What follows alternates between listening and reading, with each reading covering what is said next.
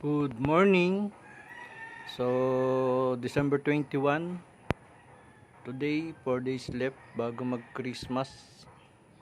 So, umpisahan natin yung ating Project 3H.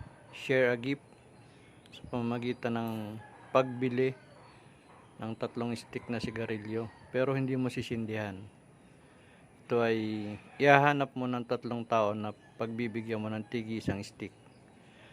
So parang lumalabas, yun yung pinaka-gift mo. Okay?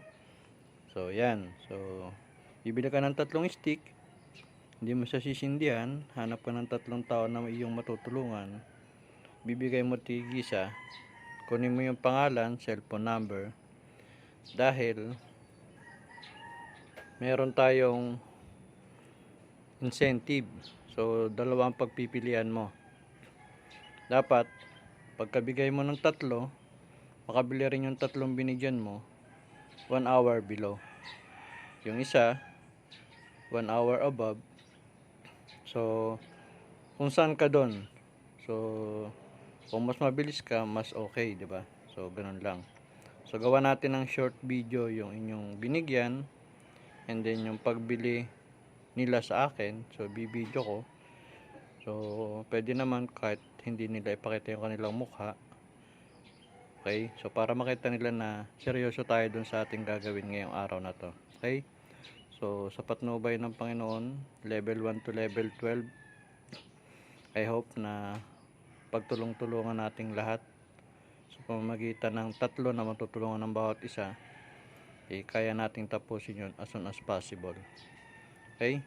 So Project 3H, help, health, and hope. So sa pamamagitan ng isang stick sa bawat isang tao, 3 stick na binili mo, parang share a gift.